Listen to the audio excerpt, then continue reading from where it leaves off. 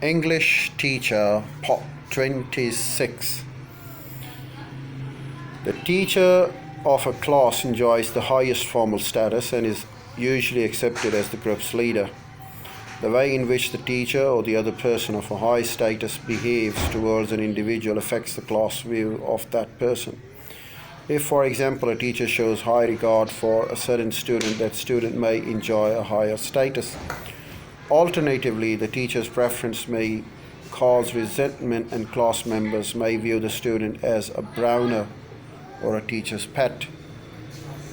Number 3, attraction.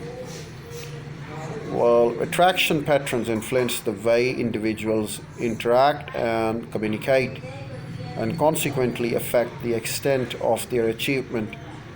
Attraction determines how much group members like one another and the extent to which they choose to work or play together.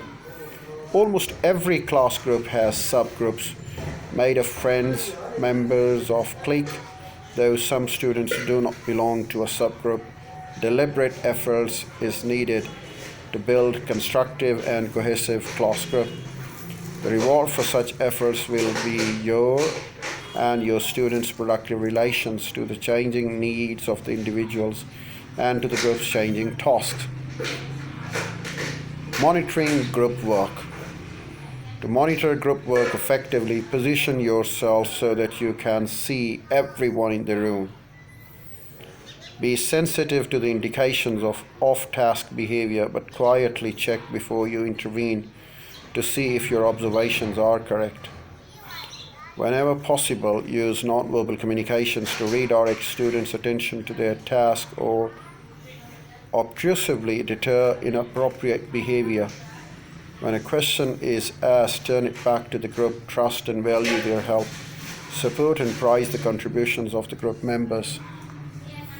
Build on their efforts and celebrate group success. Use probes and a series of questions to take students step by step through a reasoning process.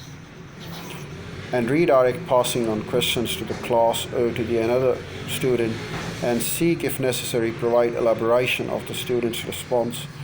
Make each learner feel valued by you and the group. Remember always that the behavior you model and encourage can make a big difference to the success of the group learning. That's how you in fact value your students, the learners. Group development stages.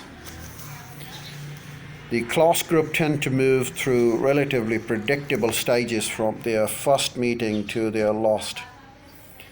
These typical group development stages progress through the following cycle. Number 1, orientation. Number 2, conflict. Number 3, productivity. Number 4, termination. Orientation. During the group orientation phase, group members may show personal uncertainty, teachers' dependency as they try to sort out their roles and identify group norms.